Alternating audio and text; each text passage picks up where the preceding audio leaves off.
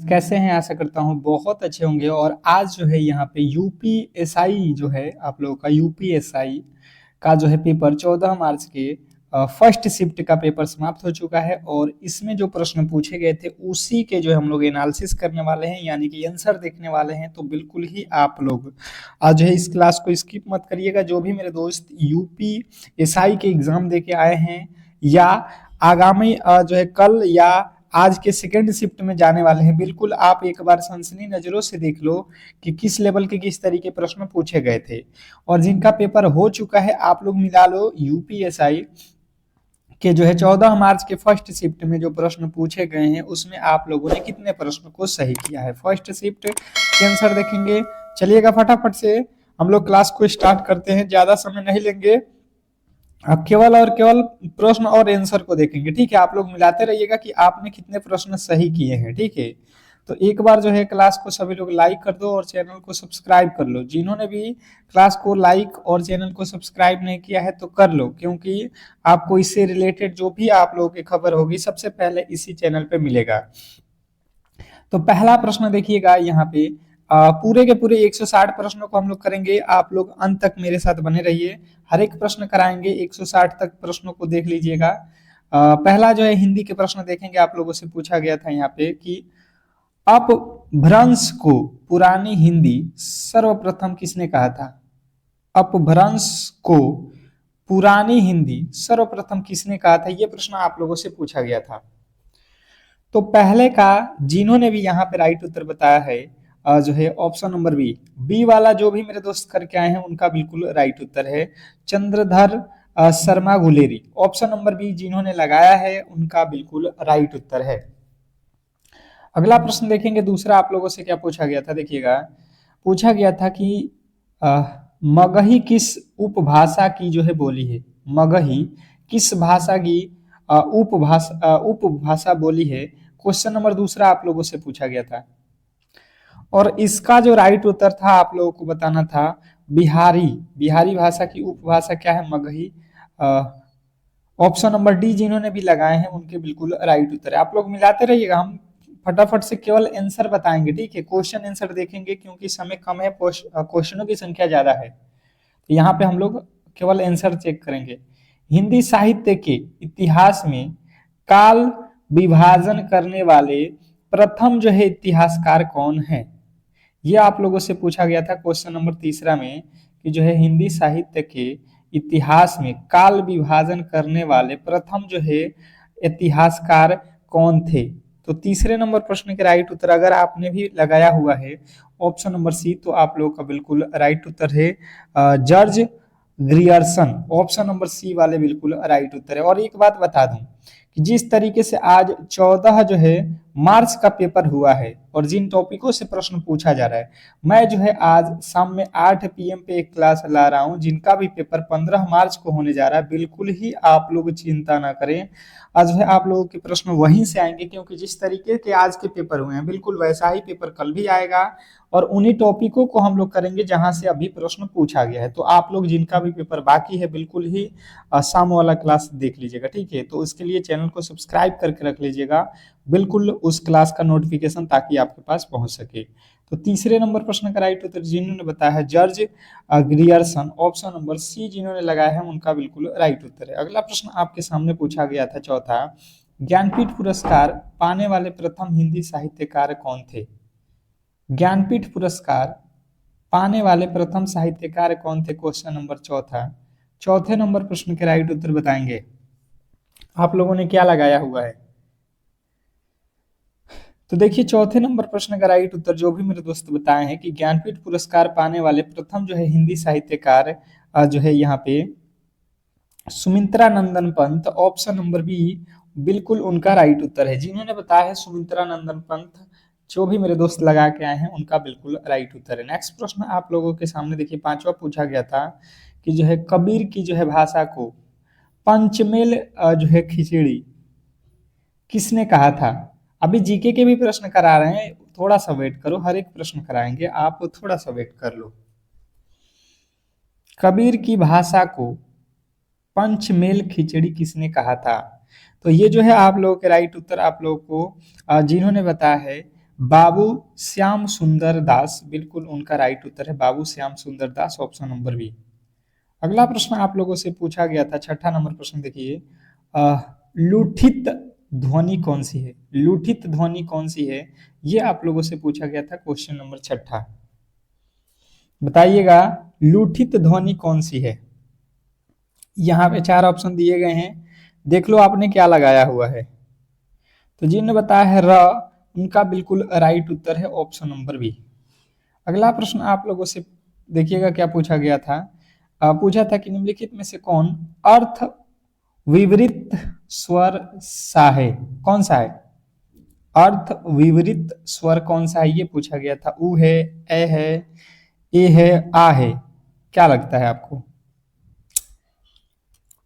तो जिनने बताया है ए, उनके बिल्कुल राइट उत्तर थे ऑप्शन नंबर बी। अगला प्रश्न आप लोगों से देखिएगा क्या पूछा गया था। व का उच्चारण स्थान क्या है? व का उच्चारण स्थान, बहुत इजी प्रश्न था, मुझे लगता है सभी लोगों ने कर लिया होगा। व जब बोलोगे तो आप देखो क्या कहां से आ रहा है, दंतोष्ठ से हो रहा है। इसकी आवाज जब आप बोलोगे तो दंतोष्ठ। अगला प्रश्न आप लोगों से पूछा गया था, सधर्म में कौन सा जो है संधि है? सधर्म में कौन सी संधि है, ये आप लोगों से पूछा गया था। आपने कौन सा उत्तर लगाया है बताने की कोशिश कीजिए सभी लोग।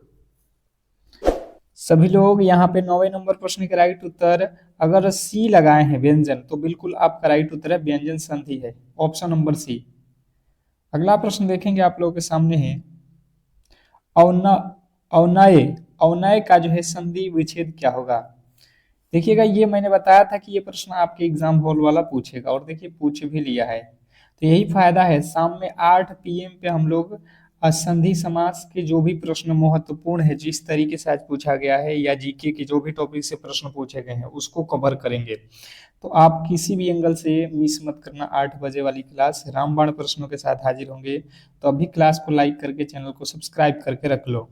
देखिए यहाँ पे आधा ना है तो ये हमेशा ही नु में चेंज होता है, तो अन्नू हो जाएगा। यहाँ पे बड़ा ऊ से लिखा हुआ है प्लस, यहाँ पे क्या हो जाएगा, अय, अनु प्लस अय। ये आप लोगों को लगाना था। 10वें का राइट उत्तर ए था।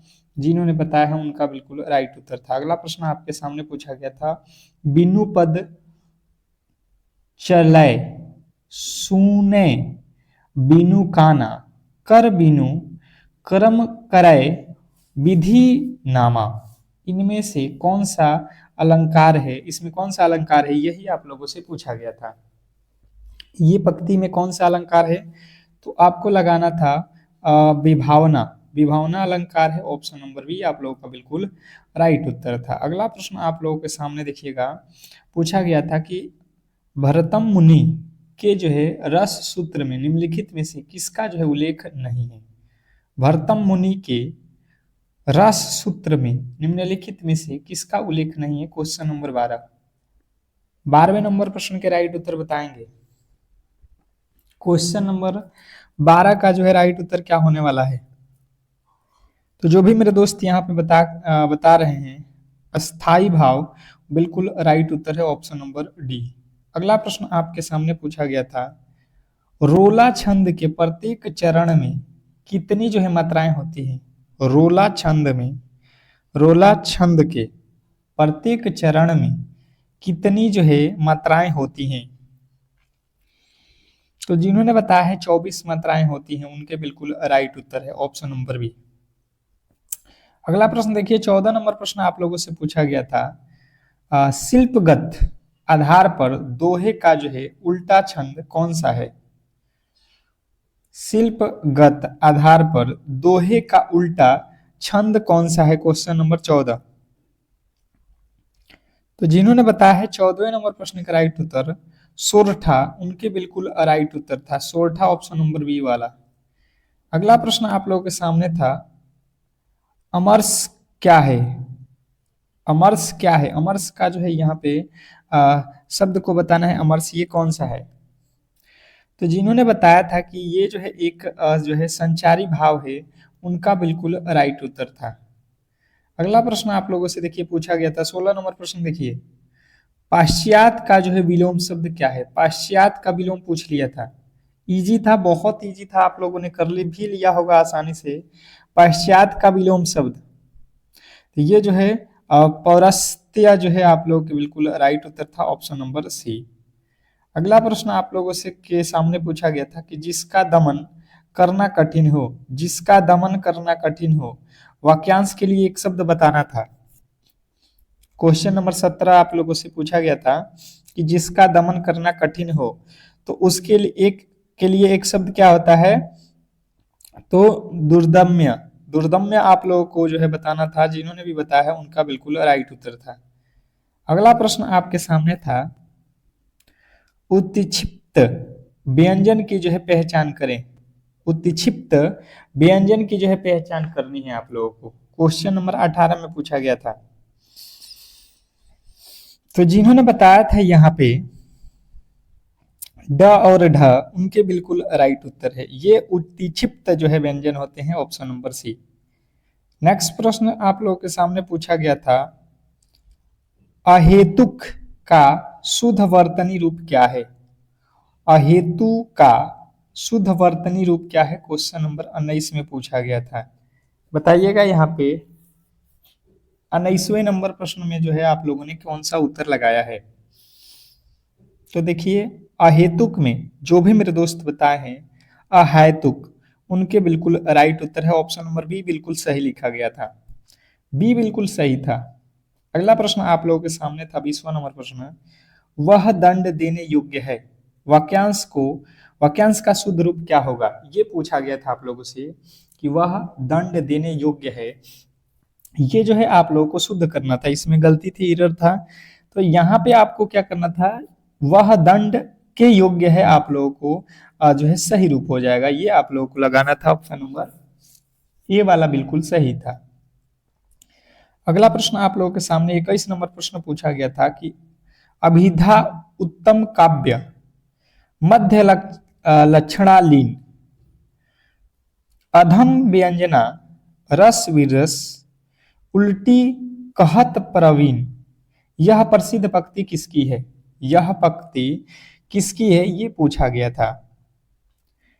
तो जिन्होंने बताया है यहाँ पे कवि देव का, उनका बिल्कुल राइट उत्तर था, ऑप्शन नंबर बी इसका राइट उत्तर था। अगला प्रश्न देखिएगा आप लोगों के सामने, वह शब्द की वह शक्ति जिससे जो है वाचार्यर्थ का बोध होता हो, क्या कहलाती है?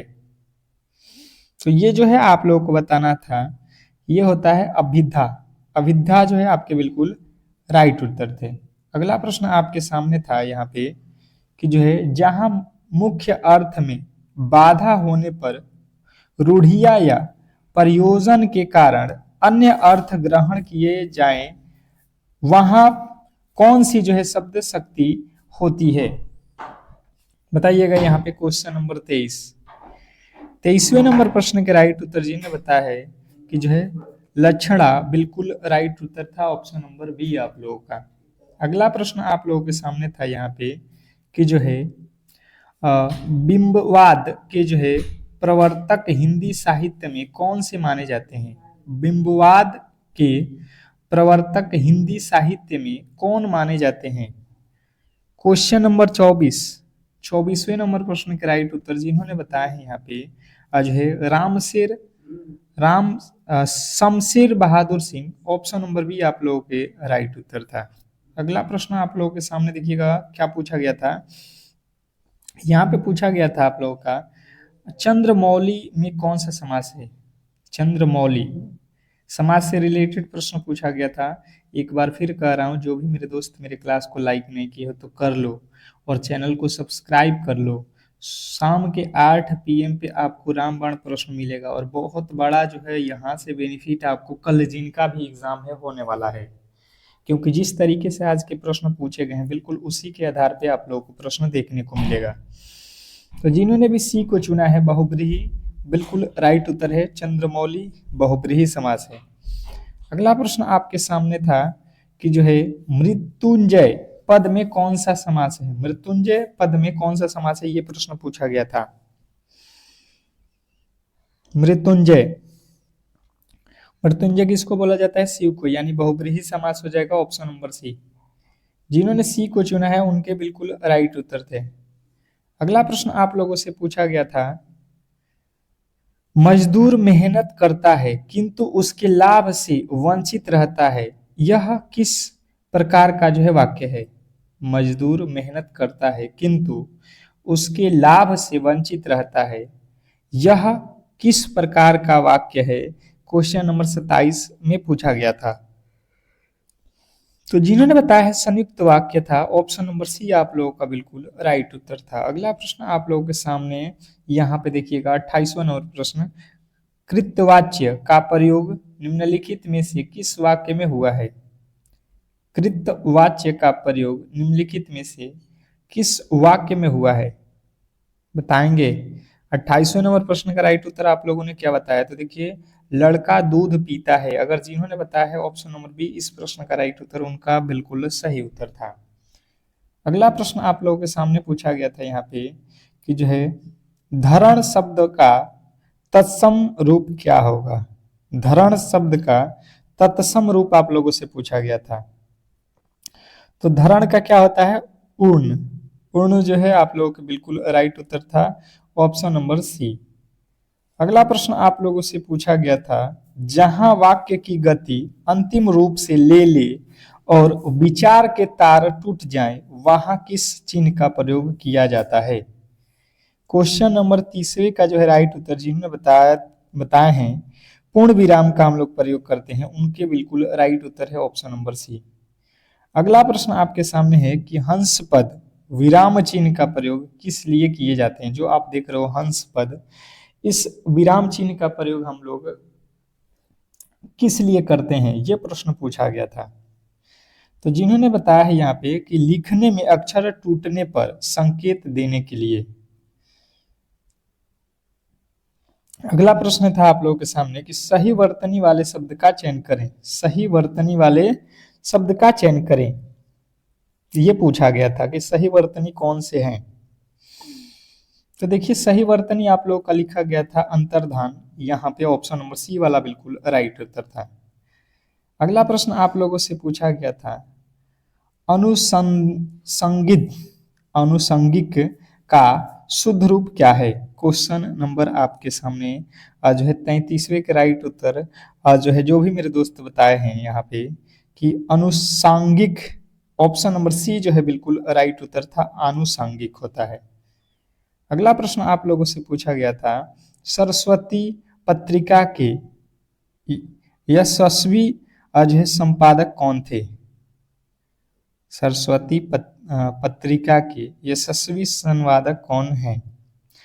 34वें नंबर प्रश्न के राइट उत्तर जिन्होंने बताया है Mahavir Prasad Dwivedi, option number B जो है आप लोगों के बिल्कुल राइट उत्तर है। अगला प्रश्न आप लोगों के सामने पूछा गया था कि हिंदी प्रदीप पत्रिका के जो है संपादक कौन थे? हिंदी प्रदीप पत्रिका के संपादक कौन थे? क्वेश्चन नंबर 35वें नंबर प्रश्न के राइट उत्तर जिन्होंने बताया है यहाँ पे बाल कृष्ण भट्ट, उनके बिल्कुल राइट उत्तर है। अगला प्रश्न आपके सामने है कि जो है किस वर्ष हिंदी भाषा के लिए प्रथम जो है साहित्य अकादमी पुरस्कार प्रदान किए गए? किस वर्ष हिंदी भाषा के लिए प्रथम साहित्य अकादमी पुरस्कार प्रदान किए गए? तो जिन्होंने बताया है यहाँ पे कि जो है 1955, बिल्कुल राइट उत्तर है ऑप्शन नंबर बी। अगला प्रश्न आपके सामने है, व्यास सम्मान से सम्मानित ठगुलाल किसकी जो है रचना है? कठगुलाम जो है किसकी रचना है, ये आप लोगों से पूछा गया था। तो जिन्होंने बताया था मृत्युल्ला गर्ग, उनका बिल्कुल राइट उत्तर था। अगला प्रश्न आपसे पूछा गया था, आधे अधूरे नाटक के रचनाकार कौन है? आधे अधूरे नाटककार के रचयिता कौन है? तो जिन्होंने बताया है मोहन राकेश, बिल्कुल राइट उत्तर है ऑप्शन नंबर बी। अगला प्रश्न आपसे पूछा गया था कि बघेली बोली का संबंध किस उपभाषा से है? बघेली बोली का संबंध किस भाषा से है? तो जिन्होंने बताया यहाँ पे पूर्वी हिंदी भाषा, बिल्कुल उनका राइट उत्तर था ऑप्शन नंबर बी।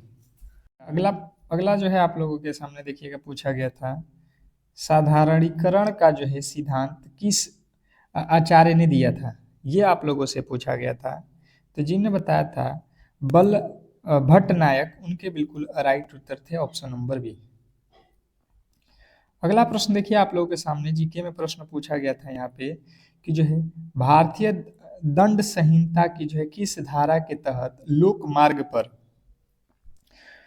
उतावलेपन या उपेक्षा से वाहन चलाने एक दंडनीय अपराध है?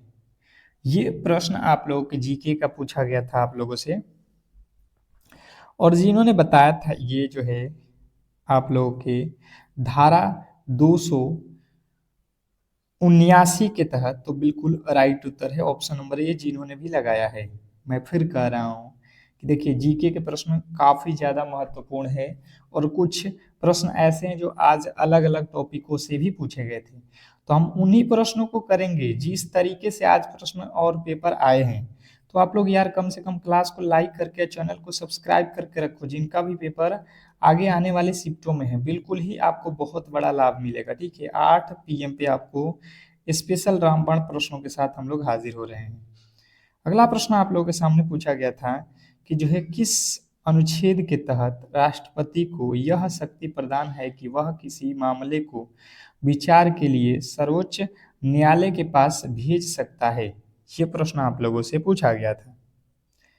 क्वेश्चन नंबर आपके सामने 42। इसका जो राइट उत्तर था, जिन्होंने भी बताया है अनुच्छेद 143 के तहत, उनका बिल्कुल राइट उत्तर है ऑप्शन नंबर बी। अगला प्रश्न आप लोगों से पूछा गया था उत्तर प्रदेश के किस जिले में देश का पहला जो है मल्टी मॉडल लॉजिस्टिक पार्क विकसित किया जा रहा है? उत्तर प्रदेश के किस जिले में देश का पहला मल्टी मॉडल लॉजिस्ट पार्क विकसित किया जा रहा है? ये प्रश्न आप लोगों से पूछा गया था। तो जिन्होंने बताया है Noida Dadri, option number B आप लोगों का बिल्कुल राइट उत्तर था। एक प्रश्न आप लोगों से 44 नंबर पूछा गया था कि अंतर्राष्ट्रीय मानव अधिकार दिवस प्रतिवर्ष किस तिथि को मनाया जाता है? ये तो सभी लोगों ने कर लिया होगा सही, ये तो सभी लोगों ने किया होगा। अंतर्राष्ट्रीय मानव अधिकार दिवस प्रतिवर्ष किस तिथि को मनाया जाता है? ये प्रश्न आप लोगों से पूछा गया था। तो जिन्होंने बताया था यहाँ पे ऑप्शन नंबर ए, जो भी मेरे दोस्त लगा के आए हैं 10 दिसंबर, उनके बिल्कुल राइट उत्तर हैं ऑप्शन नंबर ए।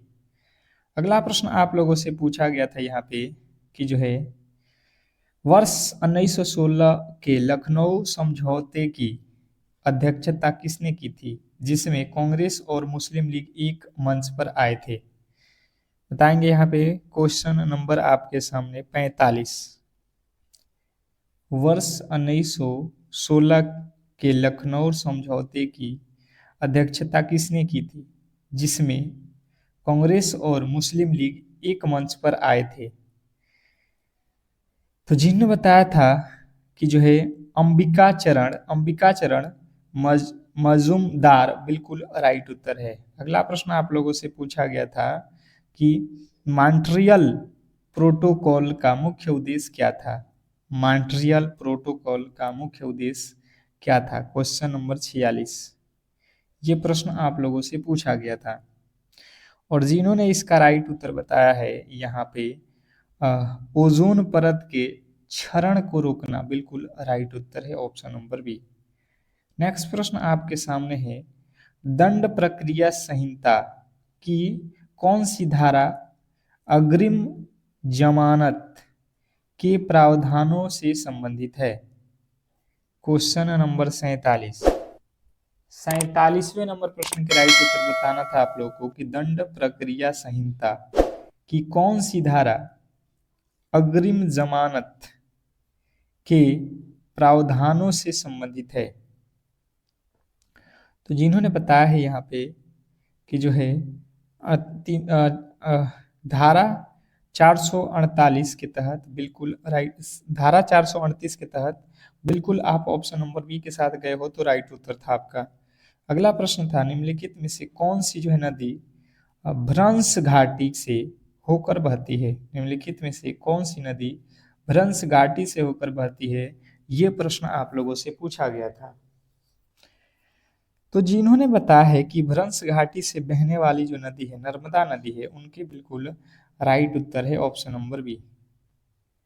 अगला प्रश्न आप लोगों से पूछा गया था कि जो है उत्तर प्रदेश पुलिस का आधिकारिक नारा क्या है। उत्तर प्रदेश पुलिस का आधिकारिक नारा क्या है, ये आप लोगों से पूछा गया था। बताइएगा सभी लोग कि इसके राइट उत्तर आपने क्या लगाया था। देखिए उत्तर प्रदेश पुलिस का आधिकारिक जो नारा है ये आप लोगों को बताना था कि जो है सुरक्षा आपकी संकल्प हमारा, सुरक्षा आपकी संकल्प हमारा। अगला प्रश्न आप लोगों के सामने पूछा गया था कि जो है गिफिन वस्तुएं के संदर्भ में मार्ग का निगम कैसा जो है व्यवहार करता है। क्वेश्चन नंबर आपके सामने अगला पूछा गया था 50वां नंबर प्रश्न, और जिन्होंने बताया है इसका राइट उत्तर कि जो है मांग का नियम विफल हो जाता है, मांग का नियम विफल हो जाता है। अगला प्रश्न आप लोगों के सामने पूछा गया था संविधान की 9वीं अनुसूची को किस संविधान संशोधन द्वारा जोड़ा गया था। पूछा गया था कि संविधान की 9वीं अनुसूची को संविधान के किस संशोधन द्वारा जोड़ा गया था। तो जिन्होंने बताया प्रथम संविधान संशोधन के द्वारा 1951 में, बिल्कुल आपका राइट उत्तर था ऑप्शन नंबर ए। अगला प्रश्न आप लोगों से पूछा गया था यहाँ पे कि जो है आईपीसी की कौन सी धारा दहेज मृत्यु से संबंधित है। आईपीसी की कौन सी धारा दहेज मृत्यु से संबंधित है। तो जिन्होंने बताया है धारा 304 बी, उनके बिल्कुल राइट उत्तर है ऑप्शन नंबर बी। अगला प्रश्न आपके सामने है प्रकाश के किस गुण के कारण हीरा अत्यधिक चमकीला है। प्रकाश के किस गुण के कारण, प्रकाश के किस गुण के कारण हीरा अत्यधिक जो है चमकता है। तो ये जो है आप लोगों को बताना था पूर्ण आंतरिक परावर्तन के कारण जो है, बिल्कुल आपका राइट उत्तर था। अगला प्रश्न आप लोगों से पूछा गया था कि 1857 के विद्रोह के दौरान उत्तर प्रदेश के बरौली क्षेत्र का नेतृत्व किसने किया था। 1857 के विद्रोह के दौरान उत्तर प्रदेश के बरौली क्षेत्र का नेतृत्व किसने किया था। तो ये आप लोगों को बताना था खान जो है बहादुर खान। ऑप्शन नंबर बी जो है आपके बिल्कुल राइट उत्तर है। अगला प्रश्न आपके सामने है आईटी अधिनियम 2000 की कौन सी धारा साइबर आतंकवाद के लिए दंड का जो है प्रावधान करती है। क्वेश्चन नंबर 55वें नंबर प्रश्न के राइट उत्तर जिन्होंने बताया है धारा 66F, ऑप्शन नंबर बी जो है आपका बिल्कुल राइट उत्तर था। अगला प्रश्न था राज्य के नीति निदेशक तत्व किस देश के संविधान से लिए गए हैं। राज्य के नीति निदेशक तत्व देश के किस संविधान से लिए गए हैं, कौन से देश से लिया गया है। तो जिन्होंने बताया था यहाँ पे आयरलैंड, मुझे लगता है सभी लोगों ने ये प्रश्न तो आसानी से ही कर लिया होगा, ठीक है। तो बिल्कुल उनका राइट उत्तर था। नेक्स्ट प्रश्न आपके सामने है, पूछा था कि जो है इंटरपोल का मुख्यालय कहाँ स्थित है। इंटरपोल का मुख्यालय आप लोगों से पूछा गया था कहाँ है। तो जिन्होंने बताया था लियोन फ्रांस, उनके बिल्कुल राइट उत्तर था option number B, Lyon France. Next प्रश्न आप लोगों से पूछा गया था कि जो है मृत्युकालीन कथन भारतीय साक्ष्य अधिनियम की किस धारा के अंतर्गत ग्राह्य है। ये प्रश्न आप लोगों से पूछा गया था क्वेश्चन नंबर 58। तो जिन्होंने बताया था धारा 32 के तहत, उनके बिल्कुल राइट उत्तर था। अगला प्रश्न पूछा था उत्तर प्रदेश की सबसे लंबी नहर कौन सी है। उत्तर प्रदेश की सबसे लंबी नहर कौन सी है, ये आप लोगों को बताना था। तो जिन्होंने बताया था शारदा नहर, उनके बिल्कुल राइट उत्तर था ऑप्शन नंबर बी। अगला प्रश्न आप लोगों से पूछा गया था संविधान की प्रस्तावना में समाजवादी और पंथ निरपेक्ष शब्द किस संशोधन द्वारा जोड़े गए? ये आप लोगों से पूछा गया था क्वेश्चन नंबर 60 पे। तो जिन्होंने बताया था यहाँ पे कि जो है 42वें संविधान संशोधन, ऑप्शन नंबर बी उनके बिल्कुल राइट उत्तर था।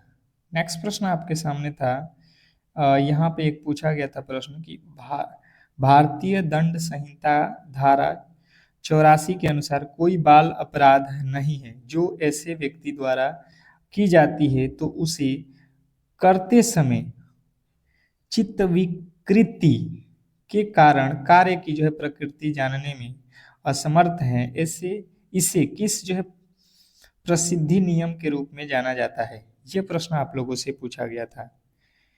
तो जिन्होंने बताया था यहाँ पे कि इसे मैकनाट का नियम कहा जाता है, तो बिल्कुल राइट उत्तर था। अगला प्रश्न आप लोगों से पूछा गया था, संसद के किसी सदन की बैठक के लिए गणपूर्ति किसकी होनी चाहिए?